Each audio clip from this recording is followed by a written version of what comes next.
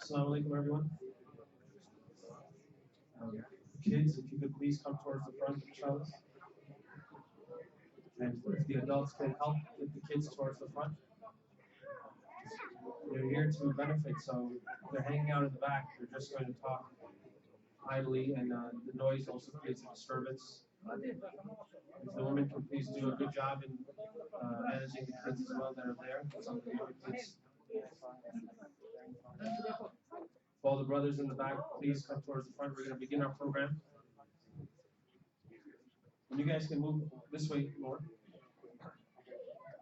so the other people that come, they can take up that area.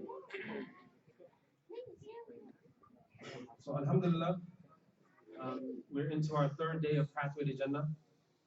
I can't describe the last couple of days and how amazing the atmosphere and the sohbah of the ulama and the spiritual gatherings that we've had. They've been amazing.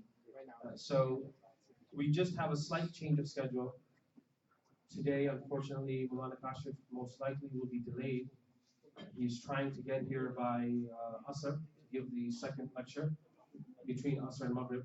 It's possible he may not be able to make it.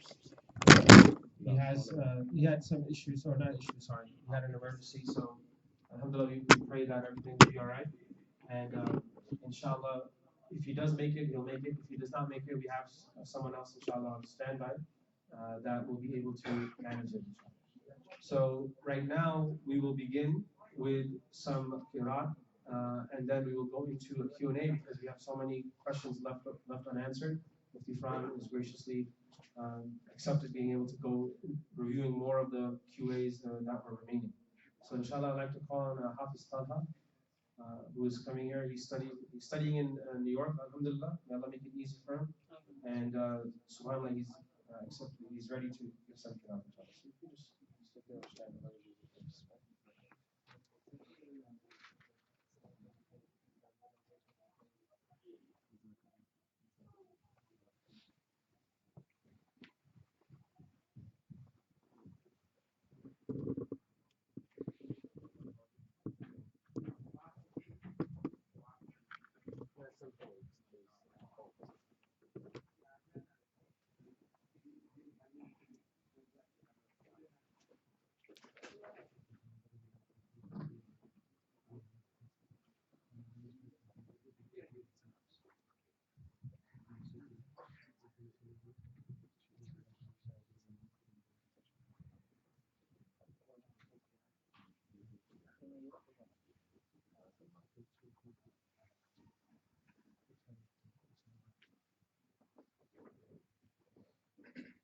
أعوذ بالله من الشيطان الرجيم بسم الله الرحمن الرحيم يا أيها الذين آمنوا اتقوا الله حق تقاته ولا تموتن إلا وأنتم مسلمون واعتصموا بحبل الله جميعا ولا تفرقوا واذكروا نعمة الله عليكم إذ كنتم أعداء فألف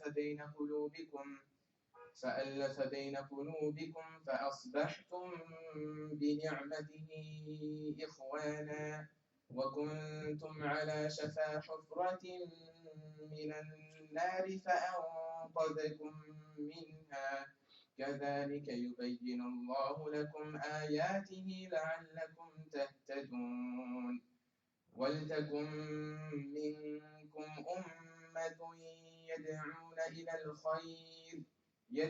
إلى الخير ويأمرون بالمعروف وينهون عن المنكر وأولئك هم المفلحون ولا تكونوا كالذين تفرقوا واختلفوا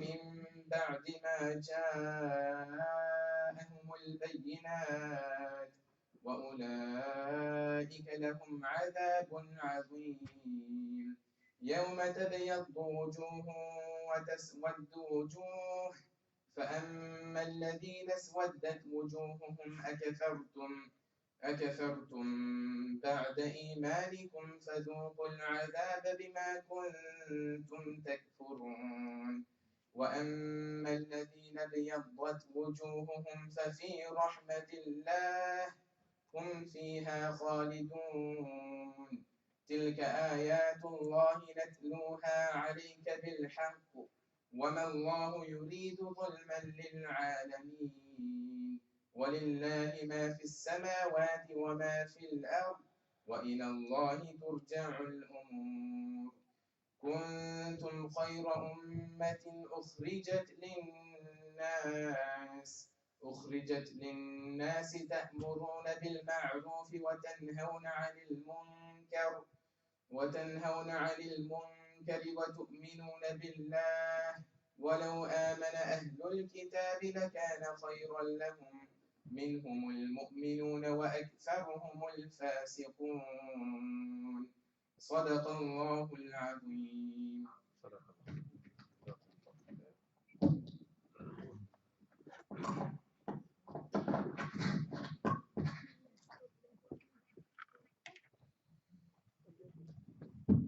Takbir.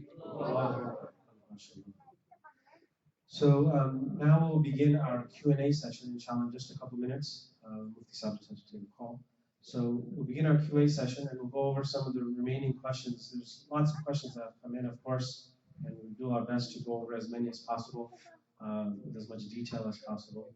One thing I'd like to remind is with all our planning for weeks, probably for months, all the arrangements and all the mashwaras and the edits to the schedule and the updates to the schedule and the confirmations and the text messages and the phone calls. At the end of the day, we plan, Allah plans better. So we don't know what holds in the future in the next few minutes. So we make dua that the emergency that Maulana Kashif had, that Allah helps him through it. And he texted us and said that he's still trying to make it. So we make dua that it happens. And if not, then we have someone else. So inshallah, Maulana Sahib will be able to fill in. So alhamdulillah, we can now go into the Q&A. After the Q&A, just an update for everyone.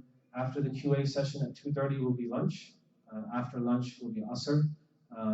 Either 3:15 or 3:30, I can't recall. We'll look that up shortly.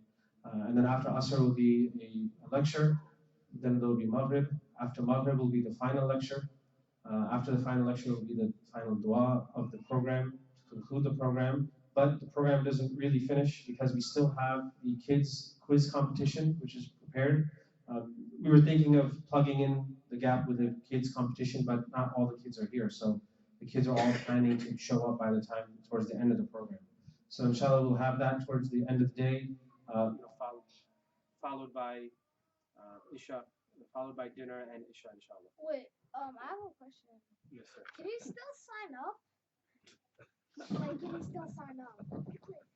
Yes, inshallah, you can still sign up. That's not a problem. You can talk to me afterwards for that. We'd like to call on Mufti Sahib, inshallah, and we can begin the Q&A. So, like I said yesterday, sometimes we don't have the chance to ask the question, or we forgot, or we're maybe a little shy. So all the questions are relevant for everyone, because at some point in time, probably you were thinking about it and you wanted to ask that question anyway. So if we can pay attention, these are serious concerns that people have. So let's focus and with a clean intention to benefit from the knowledge that we're about to receive. Assalamu alaikum warahmatullahi wabarakatuh. So inshallah we're going to try to continue from where we left off yesterday. Well, Baydullah is not here how to operate this, so inshallah try.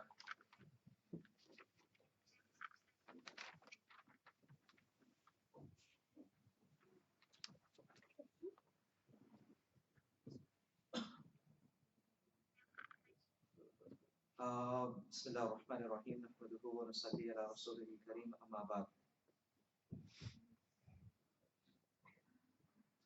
So the first of the question is, what's the easiest what the easiest to get to Jahannam? I hope that means Jannah. Now, what are some ways to earn a lot of blessings by doing little things? So I hope the question is Jannah. Maybe you're trying to pull in the Hudayfa ibn Yaman radiallahu anhu thing, in which he used to say that people used to ask for all the good things, and I used to ask for things which were sort of bad, so I can, protect myself. So, and of course, what is the easiest way? And what is the easiest way to get to Jannah? I will take that as first, as the hadith of the Prophet of Allah sallallahu alaihi wasallam defines to us that the commandments of Allah subhanahu wa ta'ala, when they become a part of our lives, as hadith of Rasulullah sallallahu alaihi wasallam defines that when my abd begins to perform the actions that I have made mandatory upon them, and when they become in a habit of fulfilling the commands of Allah subhanahu wa ta'ala, and then they begin to increase their closeness of Allah subhanahu wa ta'ala through optional prayers. Then the hadith of Rasulullah mentions that I become the eyes from which they see, and I become the ears from which they listen, and from the hands that they earn, and from the feet that they walk. Meaning the continuous obedience of Allah. A person asked, O Prophet of Allah that how can I become the most virtuous of the individuals? How can I become the most virtuous of the individuals? And many a times I deal with a lot of youth, and they ask almost the same question. And I don't, sometimes it's hard to build upon a lot of things. The easiest solution, and of course I know it's not easy, but one of the easiest way to take this is avoid haram. Avoid haram. Avoid disobedience of Allah subhanahu wa ta'ala as much as you can. I'm not telling anyone, as sometimes the youth or the youngsters or people ask, I don't say, start making 8 rakats of the Tahajjud Salah in the middle, make sure you get up in 1/3 of the night. The first and the foremost thing, that's beautiful if you can do so. But I would begin saying, avoid the disobedience of Allah. Avoid haram as much as you can. Anything which deals with something being haram, avoid it completely. Inshallah, avoiding haram will bring you to the highest level of halal. Avoiding things which, that's why hadith of Rasulullah mentions, al-halalu bayyan wal-haramu bayyan wa baynahuma mushtabihat. Halal is clear, haram is clear. Between the two are things which are doubtful. Avoid the doubtful to protect your iman. Many a times, and Rasulullah gave an analogy. This hadith has been reported by Imam al-Nawawi in his compilation of a kitab called Arba'in al-Nawawi. Rasulullah said that example of this is like a man who's grazing their sheep on a corner of a pasture, meaning a very beautiful green fertile land. But they are doing so on the boundaries and the corners of their property. And the place which is closer to theirs, meaning this is not theirs, this is someone else's property. If they graze their sheep very close to the corners, there's a doubt that the animals might jump into the other side. And then Rasulullah said, for every king has their own limitations, and the limitations of Allah subhanahu wa ta'ala are the maharim. Meaning, stay away from those which are haram. The Quran itself, if you look inside the teachings of the Quran doesn't refer to not committing adultery or fornication. The Quran says, stay away from it. Don't even come close to the things which will lead you towards sin. One is to stay away from that sin. And one is to stay away from the things which will lead you towards sin as well. So things which are doubtful, things which are haram, should be completely avoided for us to become the greatest of the person who is atqa. The most conscious individuals of Allah subhanahu wa ta'ala are the ones which can completely avoid. So one of the greatest ways to get closer towards Jannah is to avoid all that what Allah has made haram. And inshallah, that will lead us towards that. What are some of the ways to earn a lot of blessings by doing little good things? There is nothing which is little in the eyes of Allah subhanahu wa ta'ala. Anything that you do to make Allah subhanahu wa ta'ala happy, it's worth extreme rewards. You never know that even that one subhanallah or that one good deed which is done with ikhlas will become the reasons of your forgiveness. Wallahi, never consider any hasanah to be small, and try your utmost to achieve any good that you can. And from your part, be that individual who can do all that good. Rasulullah ﷺ is sitting after Fajr Salah in the masjid.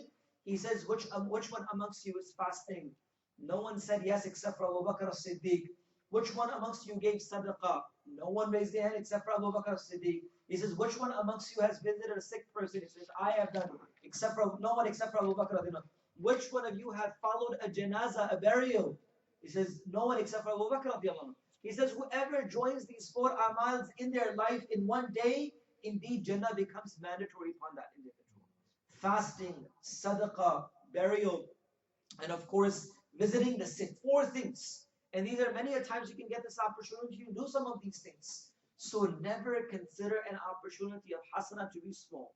Always look for that opportunity, inshallah, that can lead us towards doing something which is good. Another question from that same brother or sister is, one of the Mufti said that we have 11 mothers. Who are they? I don't understand the question. I'm not sure who mentioned that.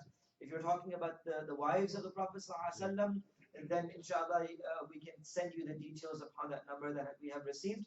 The azwaj of the Prophet of Allah ﷺ, which of course consisted from Khadija radiallahu anha, of course Sauda radiallahu anha to be the second, and then from Aisha radiallahu anha towards Hafsa radiallahu anha, and all the way towards all the azwaj of the Prophet of Allah sallallahu alaihi wasallam. Why did the Prophet of Allah sallallahu alaihi wasallam marry so many wives? That's also a very, very good question, but it needs a lot more detail to be put into foundations to understand. This topic itself is known as ta'addud izdiwaj, which is of course discussed in hours and hours of debates amongst the scholars, and to get that across. I will try to get Brother Adil to send you an article which has been already written and discussed, but generally the aspect is, if you look at the ta'addud, meaning the excessive amount of the wives of the Prophet of Allah ﷺ, one thing that we should always realize, that if someone, na'udhu billah, was to criticize and say that the Prophet of Allah ﷺ had so many wives, was it just, na'udhu billah, for the reasons of lusts and desire? Why was it so many? So what we realize is that none of the wives of the Prophet of Allah ﷺ were those which were not previously married, except for one, which was Aisha radiallahu anha. All of the wives of the Prophet of Allah ﷺ were previously married. Meaning, if the man was doing it for the reasons of lust, then he could have done anything. As the people of Makkah came to him and said, put your hand on any woman who will get you married. Put your hand upon any wealth that's yours. We'll make you amongst the leaders, but leave the da'wah and the work that you are doing. Meaning, if he was a man, na'udhu billah, of lust and desires, he would have fulfilled that in the beginning, when he was a young man of the age of 40. But subhanAllah, over the time and period, the Prophet of Allah sallallahu alaihi wasallam, from the age 25 all the way towards the age 40, which is the nabuwah of the Prophet of Allah sallallahu alaihi wasallam, and even further than that, at 10 years. So that means 25 years. From age 25 to age 50, Rasulullah sallallahu alaihi wasallam was married to Khadija radiallahu anha. And while he was married to Khadija radiallahu anha, he never chose a second wife. So this is a climax of a man's life. He ages 25 to age 50. In that 25 years of his life, he never had more than one wife, which was Khadija radiallahu anha, only and specifically. And then if you take from age 50, after the demise of Khadija radiallahu anha, towards the passing away of the Prophet of Allah at the age of 63, those 13 years consist of all the other 10 wives of the Prophet of Allah. And out of those 9 of them were already previously married, and they were divorced women. Some of them were older, some of them were from different tribes. And the reasons behind that is, of course, a very detailed and complex aspect, was to spread himself and, of course, Islam into different tribes, nations. There were women that he had married whose fathers were previously the leaders of the Jews, and for them to become accepted in Islam, they made tawbah and they came in. So itself cannot be based upon it. But this amal and this action was exclusively for the Prophet of Allah. It was something not open and out for the ummah and people in general. That we cannot make that as a base that, oh, I can have 9 and I can have 10. No. And of course, the permissibility, which we spoke about yesterday as well, as the Quran gives the ijazat of 2, 3, and 4, but that's only in a case when we are not also breaking the law of the land as well. And I emphasize upon this, Islam has emphasized on the importance of laws and responsibilities as well. Like for example, there are so many other things which also deal with that, but the law, abiding by the laws is also one of the responsibilities that Islam teaches us in general. Should we believe in evolution or part of it? The entire aspect of evolution itself, the entire aspect of Darwinism, the entire aspect of us changing from one to the other, there's no basis in it. It is according to Islam that the one who created the first is the one who created the one now. It is Allah subhanahu wa ta'ala. The basis of evolution is against the teachings of the wahdaniyat and the oneness of Allah subhanahu wa ta'ala. So Islam, completely refutes this.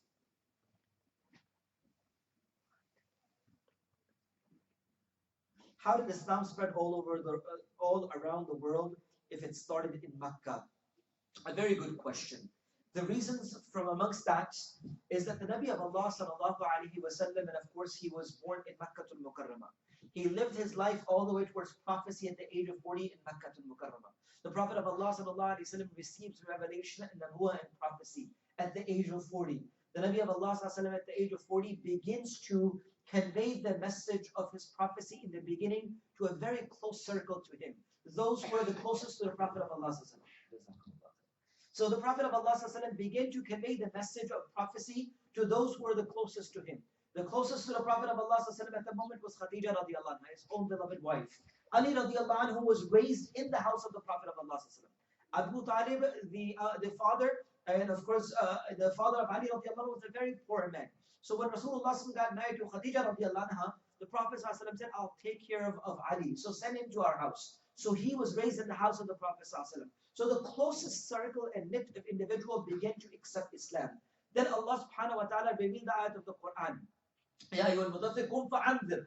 That, O Muhammad sallallahu rise, those who have wrapped yourself in a cloth, rise, get up and invite towards others. Last week I was doing the seerah of the Prophet sallallahu.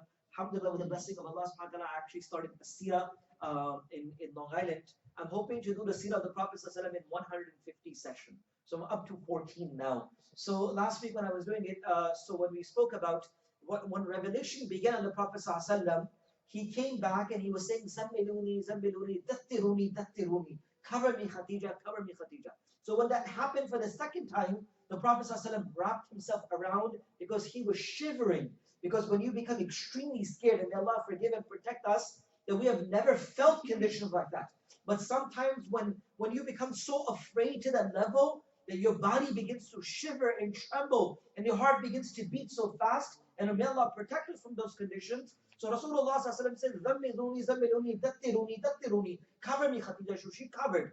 So while Rasulullah is covered in a cloth, the ayat of the Quran is revealed.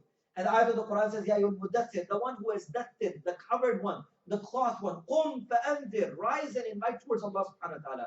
And what is that metaphorically telling us? A very beautiful example. It is telling us that usually on a Sunday morning when you're home, it's comfortable. Now I don't know if you guys have those snuggies and stuff, like you get really comfortable, you get your snuggies, or you get your nice blanket and you plug it into the heater, so the heated blanket, so you get yourself very comfortable and cozy, and do your things because it's the day off and you don't have to go outside, especially when it's raining. So it's like that comfortable moment of wrapping yourself in something. So the ayat of the Quran is saying, Ya ayyuhal mudaththir, the one who is wrapped. Meaning, it's an example, a metaphor. The one who is living the life of comfort, now you have to let go of this comfort. The responsibility of nabuwah has begun upon you. That to fulfill the responsibility of nabuwah, you need to take away all that comfort. And even that comfort was not much for the Prophet of Allah. If you read the prophetic life and study his life, the beginning life of the Prophet wasn't easy as well. Losing a father prior to his birth, and losing the mother at the age of 6, and seeing her being buried in front of his eyes in the valley of Abwa, and coming back crying on the grave of his own mother with Ayman towards Makkah, was a very tough life for the Prophet ﷺ. But when he was being told, Qum fa'anzir, take off that cloth, take away that comfort and go and invite. So he began. Then the ayat of the Quran was revealed. وَأَنذِرْ عَشِيرَتَكَ الْأَقْرَبِينَ. That now begin to invite those who are the closest family members, your relatives towards you. So Rasulullah stood on top of the mountain of Safa. For those brothers and sisters who have gone to Haramain, may Allah take us again and again with ease and comfort. He stood on top of the mountain of Safa. He says, "Oh, the people of the Muttalib, oh, Banu Hashim, oh, Qusay and Kilab." He called up all the different tribes of his own people, many the closest of his own Banu Hashim. He gathered them together. And of course, that's the time. He said, what do you think about me? They say, you are a Sadiq, you're the most trustworthy, you are the most truthful. He said, if I was to tell you that there's an army coming behind this mountain, you have not seen because I'm on the top. If I look behind and I tell you there's an army coming, would you believe me? He said, of course you will believe you. You never lied in your life. He says, then believe me that I'm the Nabi of Allah, and indeed Allah has sent me with the word prophecy. His own uncle Abu Lahab was that man. He took a rock and he threw at him. And he says, Na'udhu billah, he says, Taballaka ya Muhammad. He says, may you perish, O Muhammad, Na'udhu billah. You call us just for this reason to let go of our idols and believe in you as a prophet and believe in one Allah. Then Allah revealed the ayat of the Quran. Tabbat yada abi lahabin wa tab ma aghna anhu maluhu wa ma kasab sayasla naran dhata lahab wa imra'atu, and also his wife. All the way towards the end, Allah subhanahu wa ta'ala mentions that may the hands of Abu Lahab be perished for the ones that he threw the stone. So he began to invite. Then, of course, the Nabi of Allah ﷺ got further to invite the Sahaba to an extent that it had been 6 years that approximately 40-some people accepted Islam, until Umar radiallahu anhu accepted Islam in the 6th year of his prophecy. And that was the first time that Rasulullah ﷺ ever openly preached about Islam. The question is how the Prophet ﷺ, and of course how the Islam itself spread in far distance. So now what happened, Rasulullah ﷺ did was, that was the first time that Umar radiallahu anhu on one side, Hamza radiallahu anhu on one side. And they went inside the Kaaba. And the greatest enemies who gave so much torture could not touch. Slowly Islam itself began. When Rasulullah ﷺ had made hijrah towards Medina, the Sahaba were still not in large numbers. But when they got to Medina, Rasulullah ﷺ began to, of course, meet the companions, meet the different tribes, Sahaba radiallahu anhu ajmain, subhanAllah. And this is the answer to the question which is asked, is that Islam started in Mecca, but how did it spread across the globe so quickly? And let me tell you this, and I want you to please, as a take-back message, the distance between Rasulullah ﷺ and Isa ﷺ is how long? Approximately 575 years. The distance between Jesus or Isa ﷺ, when he was uplifted to the heavens, till the time Rasulullah ﷺ was sent, was about 6 centuries, meaning 575 years. That's the distance. So imagine how much kufr, disbelief, and so much wrong had spread in that much time. The time period of the prophecy of Rasulullah was how much? Only 23 years. In those 23 years, Rasulullah not only made an effort upon Sahaba, but he made such effort on his companions that they were ready to take this message to every single corner on the face of this earth. It is mentioned in the narrations that when Rasulullah was asked about the messengers, the Sahaba and the companions, there are more than 124,000 Sahaba and companions of the Prophet ﷺ. If you were to go to Mecca, Hijaz, and Medina and the surroundings, you will only find 10 to 12,000 Sahaba. That's it, the most. Where are the rest of the Sahaba? More than 100,000 Sahaba. It is mentioned by Mu'adh radiallahu anhu. Mu'adh radiallahu anhu was sent by Rasulullah towards Yemen. The Prophet ﷺ sent Mu'adh to Yemen. He's sitting on top of the camel, the animal that he's going in. Rasulullah ﷺ is holding the reins and he's walking with Mu'adh.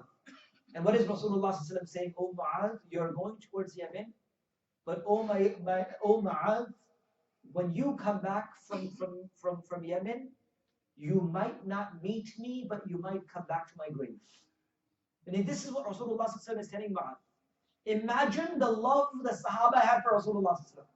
A man said, I went home, I saw the moon, it was so bright, Badr, complete moon, 14th night, so beautiful. And he said, I began to think, is the moon more beautiful or the face of Muhammad ﷺ more beautiful?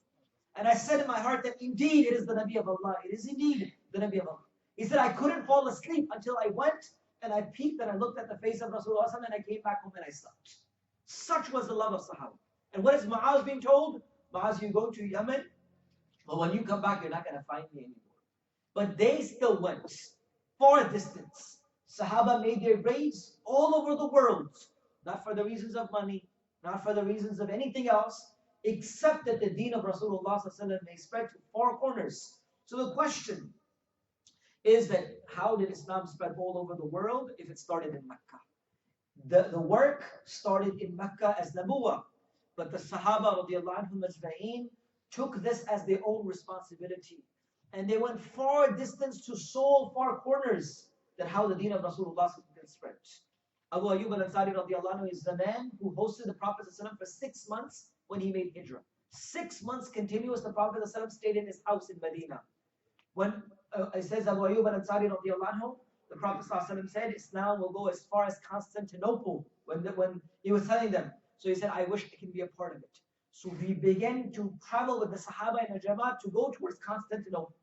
Abu Ayyub al-Ansari radiallahu anhu became very sick in his journey.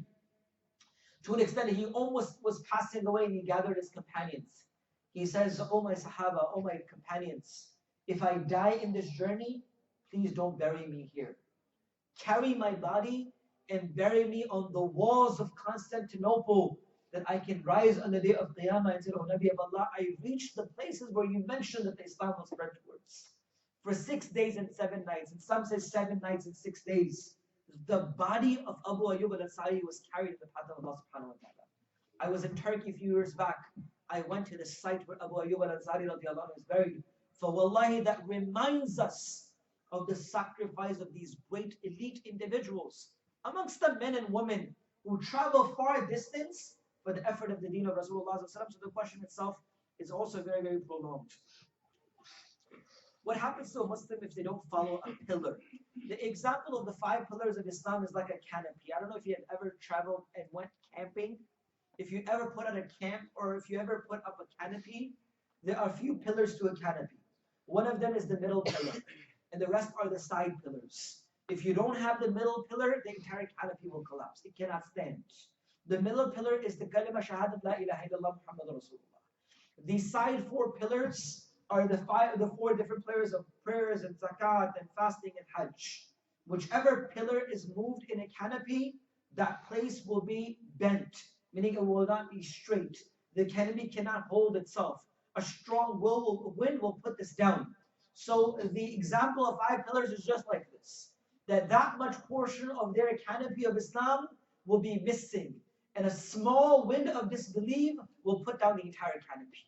But if the canopy is standing upon all pillars, and also the middle pillars, no matter how strong the winds are blowing, if they are tied and they are anchored properly, nothing can harm them. So every pillar which is missing of a canopy will become the reasons of that pillar might becoming destroyed one day or the other. The questions continue so long, but I'm going to switch to another one. If it's Friday, how do you do Dhuhr in school?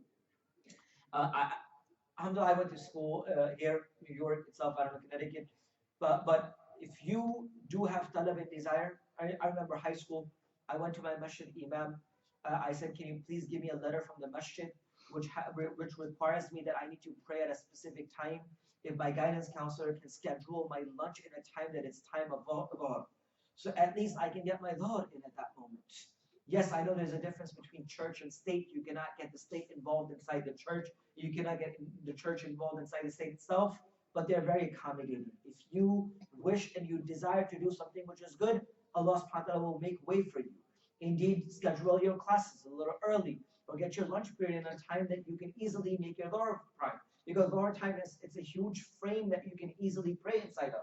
So you can schedule by consulting with your local ulama and your scholars, local brothers who will help you out, write a masjid on the authority of a masjid itself, and send it to your school itself and saying that we request you to please provide so-and-so a period of lunch or break for this much minutes so they can actually get their obligation prayer. If you have talab and desire, inshallah, Allah subhanahu wa ta'ala will definitely make ways for you. Are earrings haram? For sisters, no. For brothers, yes. I hope that's clear. Earrings, I hope that you are asking for that question. If it's for brothers, no. The only jewelry that the Prophet of Allah, I would say jewelry, it's not a good word, but the only thing that the Prophet of Allah did use was a ring the Prophet wore. It was a silver ring that the Prophet of Allah wore in his life. And then there's a difference of opinion if you wore it on the right hand or the left hand. There's a difference of opinion. Muhammad Zakaria rahmatullahi writes something very beautiful. I used to wear a ring all the time. My teacher told me to take it off, I took it off. The Muhammad Zakaria rahmatullahi had mentioned a very beautiful thing. He says to wear a ring is sunnah, but to not wear it at all times is a bigger sunnah than wearing it. The Prophet of Allah ﷺ would use that ring as a seal. It had the initials of the Prophet ﷺ as Muhammad Rasulullah ﷺ, as Muhammad the Nabi of Allah. It was as a seal used by the Prophet of Allah ﷺ on the letters and the official things which were sent by the Prophet ﷺ to different places. So the Nabi of Allah ﷺ did use it, but certain conditions and specific moments. It was nothing that we did continuously. I remember there was a brother who used to wear a ring in one of the institutions. So the teacher says, why do you wear a ring at all times? I'm not saying if you're wearing a ring, I'm not talking to you. I'm just saying in general. So the guy said, Sheikh, this is sunnah, that's why I wear it. So he says, wearing a lungi is a sunnah too, why don't you wear that? You know, wearing an imamah is a sunnah too. So don't pick and choose your sunnahs. But yes, if you're doing something, inshallah, that's still good. But again, for the brothers, there are no earrings allowed. And for, of course, sisters, earrings are allowed. Then there's a question, can you get one or more? Can you get a second earring, not third earring? That's also a debatable issue. Some other ulama have mentioned that getting more than one, which is not a necessity, is considered to be muthla, which means to puncture or to take away from a human body more than what is required from. So then there's also a difference of opinion, but I don't give a fatwa on that anyway right now. Why can men and women pray together during Hajj but not together in masjid? Alhamdulillah, I've been Hajj a few times. I don't see women and men praying together. If it's Masjid al-Nabawi, sallallahu alayhi wasallam, if you've never been there, there's a whole different partition in that masjid. There's a whole different section towards the sisters. When the sisters are allowed to come in the beginning, they have a huge partition which they put up in the front, and then the sisters can come and the brothers can't be there. If you're talking about tawaf itself, if you ever notice, yes, they do tawaf together. Why? Because the woman has to be in the presence of her mahram. She cannot be just wandering around alone doing tawaf. So if she's doing tawaf with her husband, she should be in the presence of her mahram to do the tawaf, and of course be comfortable that there is no non-mahram and other men touching a woman while she's doing tawaf itself. But when it comes to salah, I don't know if you ever noticed it, I notice it every time. About 15-20 minutes before the adhan occurs, the shuyukh, the ulama, come out to the mataf itself and they begin to tell the brothers with families, please take your families to the back. Please take your families to the back. If the people are not taking their families to the back and they're praying with them, that's their fault at the moment. Because according to some of the scholars, if a woman is in front of you and then you would have to pray, their salah would not be acceptable. Not that because she is najis or impure, it is just against haya and modesty itself. So in a case that if you have ever been in haram, you would begin to see that the men are told with families and brothers, if you are with families, please go in the back, that the woman should be in a specific area, that the woman should pray in a specific designated area. So if you're saying that the men and women pray together in Hajj, I'm not sure about that question, because they actually don't pray together in Hajj. They are told to pray in separate places. But because the tawaf has to be done by the both men and women together, then you would see them to be together at that moment. But you never see them in Masjid al-Nabawi, that husband and wife is going together to just say salam to the Rawdah of the Prophet. That's not there because the partition is possible in those specific locations. Again,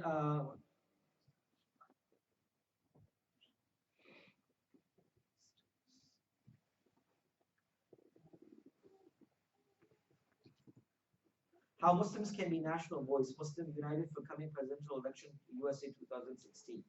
I would say that Mufti Rafi Saab Damat Barakatuhum, amongst our teachers, have written an entire article regarding this, the responsibilities of the Muslims in the West itself, and especially our ethical and moral responsibilities of voting itself. Many a times, you know, a person says, I should completely, I know it's a very debatable issue itself. Talking on a personal note itself, people ask me, what should we do? Should we vote? Should we not vote? And stuff like that.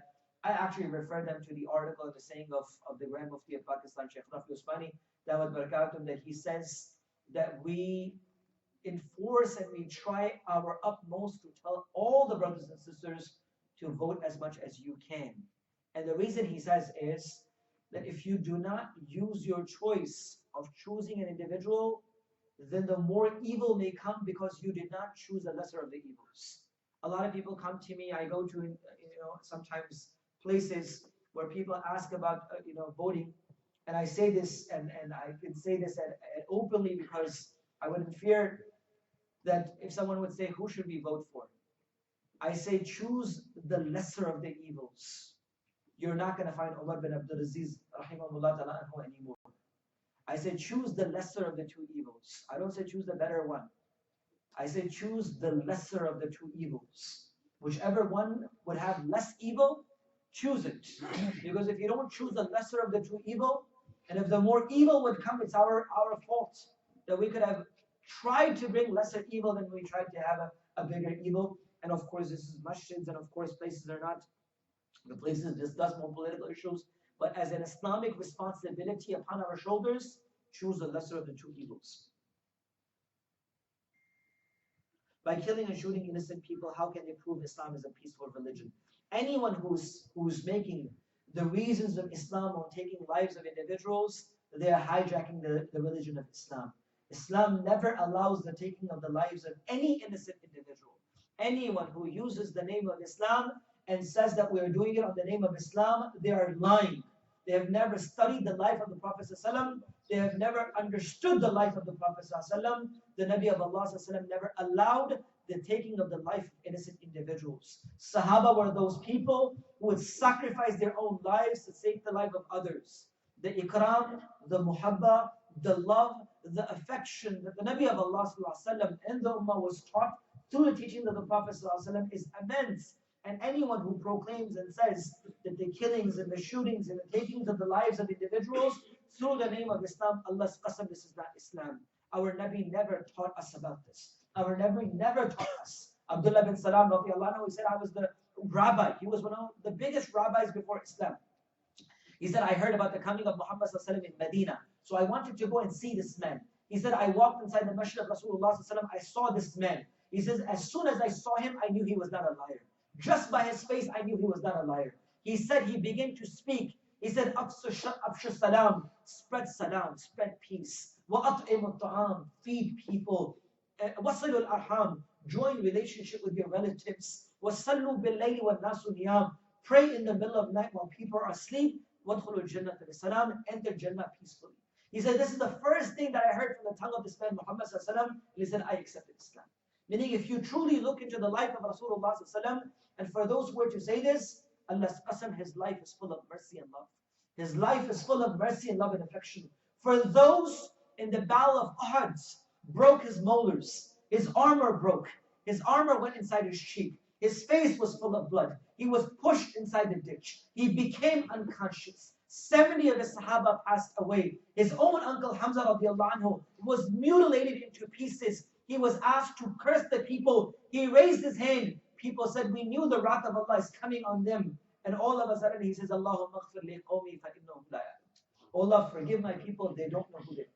Who they don't know who I am as a Nabi of Allah. This is the life and example of Muhammad sallallahu alaihi wasallam. And anyone who says killing and shooting and taking the name of Islam, they're hijacking our religion. Our Islam does not allow us to do this. And of course, this is a huge thing that needs more discussion. Why Muslim scholars are not talking about mainstream politics? Why are we not involved as a voice in American politics? And on the other hand, we can. Inshallah, we'll get back to you. There's a lot more. There are some people who are doing so. And of course, many a times, these scholars or Muslim people, they do not ever get that highlight. Or they never get that spotlight that they're even saying something like this. And unfortunately, this is the case. Okay, so Assalamu alaikum, can we do dhikr in a state where it is required to take a shower?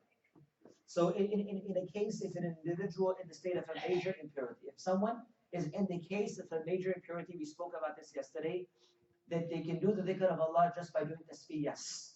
They can do the dhikr of Allah subhanahu wa ta'ala and tamheed, the dhikr of Allah, even in that specific state in which a person is in the major state of impurity, such as a woman, she's in a major state of impurity, the brother is in a major state of impurity, you can still do the dhikr of Allah subhanahu wa ta'ala. But of course, it is better to do the dhikr of Allah subhanahu wa ta'ala attentively in the state of purity, and of course facing the qibla, and with that right consciousness. Muassad Sahib Damat Barakatuh, my Shaykh mentioned so beautifully, he says, the dhikr which doesn't bring you closer towards Allah will definitely take you away from Allah subhanahu wa ta'ala. Meaning, if the yad and the remembrance of Allah is not bringing you closer towards Him, then it's just going to create ghafla. It's just going to create something which will be complete ignorance for us, or away from us. But yes, in that specific state we can. I want to add one more thing. For example, if a sister is in a state of a major impurity and a brother is in a state of a major impurity, in that specific case, you are not allowed to read Quran. But there are certain ayats of the Quran which are recited as dua, such as Ayatul Kursi, prior to going to sleep. If you recite Ayatul Kursi as dua, you can recite that.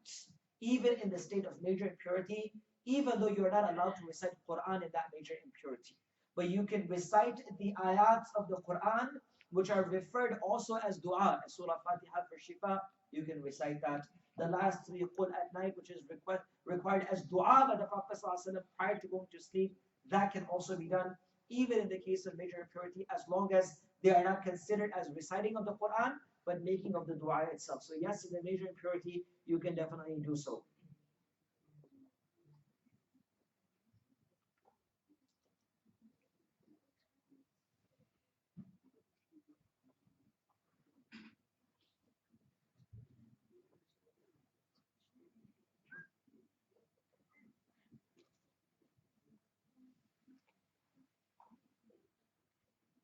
Okay, Jazakallah khairan, sister, for this question. And I request you to make dua. And of course, you mentioned that she's truly thankful for us coming in. Please make dua that Allah subhanahu wa ta'ala keeps us on iman and ikhlas and sincerity. Jazakallah khairan for the beautiful dua that you wrote. The question, the first question is that lots of kids and adults, when they recite the Quran, they recite Sadaqallahu Ladhim at the end. If you look at the authentic narrations of the Prophet of Allah, you do not find anything or of course a reference of the life of the Nabi Allah and Sahaba. Yes, you are definitely right, sister. It is from amongst the things which are more traditional now, rather than something which is more culture, more than traditions of the Prophet of Allah sallallahu alaihi wasallam. We do not find any explicit or open hadith of the Prophet of Allah sallallahu alaihi wasallam which relates to us saying Sadaqallahu Ladhim at the end. The reason why many say it is to just enforce and to prove that whatever words were recited were those which were the words of Allah subhanahu wa ta'ala and the words of Allah subhanahu wa ta'ala haqq and truth. If someone leaves this and doesn't say this, they should not be shunned. Many a time certain things become so common in our lives that if someone doesn't do so, it becomes like a huge issue. I remember I came back from my studies in 2008 when I came back from the studies, and when you are freshly graduating from an institution, when you study fiqh and your PhDs and masters are upon only specific fiqh, so you're really, really pumped up and you want to find people who want to debate with you and stuff like that. So I remember that time, not married at my time, subhanAllah, that whole like vision and focus is to just defeat someone in debate. So I remember I gave a khutbah and I said, it was kind of okay for me to say. So it was a Jummah, it was an Eid khutbah that I gave. So while giving an Eid khutbah in sermon, I said, inshallah, very soon the Eid salah will be completed and everyone will go and begin to hug each other. And I said, hugging on the day of Eid is not sunnah of the Prophet ﷺ. Hugging on the day of Eid, specifically after Eid, is not sunnah. So an uncle got up right in the middle of the khutbah. He goes, you're a little bacha, we've seen you grow up in our eyes, bacha, a little kid. He says, 50 years we've been attending Jummah khutbahs and stuff like that, Eid khutbahs, and no one ever mentioned to us that Eid, not hugging is not a sunnah. I was like, uncle, relax. Inshallah, I'm going to give you the first hug right after this. But relax, I'm telling you what is the sunnah of the Prophet ﷺ, that in the life of the Prophet ﷺ, he never performed hugging on the day of Eid just because it was the day of Eid. And unfortunately, the case is, that's fine. If you're hugging someone because you're happy it's the day of Eid, that's fine. But if you don't meet someone and hug, what happens? They say, Eidini midaya. You never met me on Eid today, brother. Like if you don't give someone a hug, they say, oh brother, you didn't meet me Eid today. Meaning that has become a part of Eid, has become such rituals in our lives that if you don't do so, you're not completing Islam indeed. Many a time that happens. And of course, this might be a can of worm for me to say this, but sometimes in certain places, if you don't make dua after salah, people will come behind you. And they say, brother, your salah is not complete, you didn't make dua. Right? That also needs to be taught by the ulama and the imams of the masjid, that what's their responsibility. Yes, we should make dua after salah. I don't say don't make dua after salah, but we should not make certain points so strict that we make them as a continuous part of the life of the Prophet ﷺ. And such as words like Sadaqallahu Ladhim. I know certain areas, if you would go and do tilawat, and if you were not to say this, they will put you back on the stage and say, "Brother, say Sadaqallah Azim." That's like signing out of your work or something like that. You punch out by saying Sadaqallah Azim. So we got to relax in these issues that they are not proven. So Jazakallah for bringing up that question.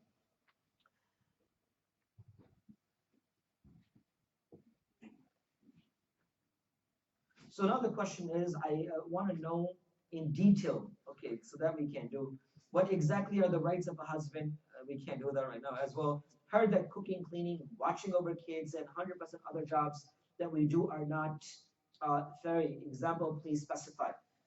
All right, good question. One thing, it's very important for the brothers and the sisters to realize this. For a sister to cook, to clean, to take care of all these kids, these are all istihsan. They are ihsan and favor that they are doing upon their husbands. Qada'an, according to legal rulings, it's not their responsibility. But understand the other point.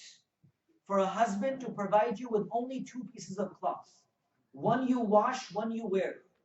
For your husband to keep you within the premises of your 4 walls and not allow you to go out of your house until he asks you or tells you, and to provide you enough food that you can survive upon is his responsibility. More than that is ihsan that he's doing upon you. Many a times we understand cooking, cleaning, washing is extra that I'm doing. But for a husband to provide you with more than 2 pieces of cloth, for your husband to allow you to step out of your house, for your husband to have all those luxuries and comforts and going and taking you to Tiffany's and buying your diamond rings, that's all luxury, sisters. So inshallah, if we understand one aspect, forgive me, I'm not an advocate for the brothers. I want to make sure that both sides understands their responsibility. If a woman is saying that inshallah I'm taking care of the kids, please do so. Indeed, this is your responsibility in the eyes of Allah subhanahu wa ta'ala. Allah will reward you for doing all of that. For you to provide for your husband that he can eat comfortably. For you to provide all the khair and good stuff, inshallah Allah will reward you. This is all ihsan and favor that you are doing upon him. You cannot be held accountable as a qada in a court that why aren't you doing that? But if your husband is providing you with more than what their ihsan is, what their responsibility is, this is also an ihsan. It is give and take from both sides. Learn to give and take. It's from 2 sides. I always say this, and I want you to please remember, I'm going above the time itself. This might be the last thing that I will say. I always say this whenever I get to a gathering of brothers and sisters. It's a dual effort of a brother and a sister to raise your children properly. Last example, we're done. We got a lot of questions, but I think we're done because we're past time. Last example, I want every parent to please understand this properly. Allah subhanahu wa ta'ala mentions to us stories of 2 prophets, many prophets, but 2 prophets that I want you to please take back with you. This is my take back message from Q&A. Allah subhanahu wa ta'ala mentions to us the story of Nuh alayhi salam. In Surah Hud, Allah subhanahu wa ta'ala mentioned Nuh alayhi salam told his son, "Oh my son, that there's a adab of Allah, the storm of Allah is about to come.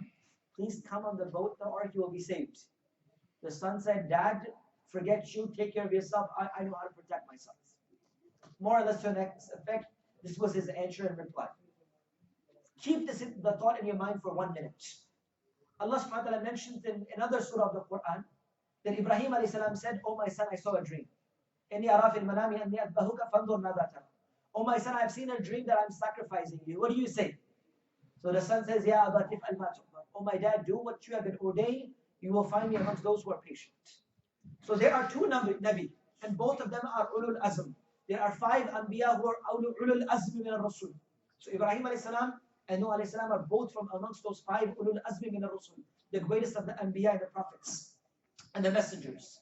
One Nabi is telling his son what? "Oh my son, I want to save your life." He says, "Forget you, dad." The other father is saying what?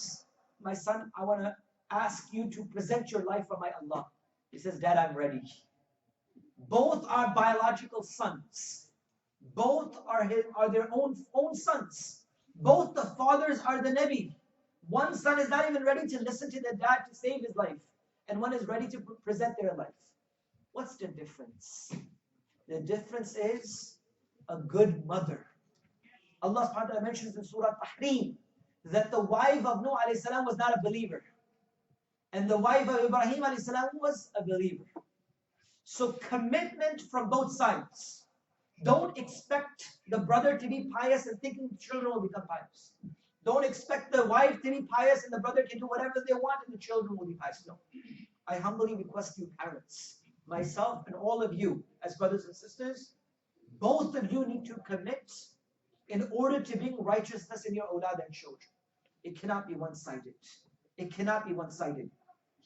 And things like these need to be on the level of ihsan. Do more than what your partner expects from you. You know, and one thing that I will say, and last thing, this is usually my nikah khutbah statement. There are two words in English every married man should learn. Those who are newlywed and those who are nearly dead. All of you, please. Please remember these two words. Two words in English.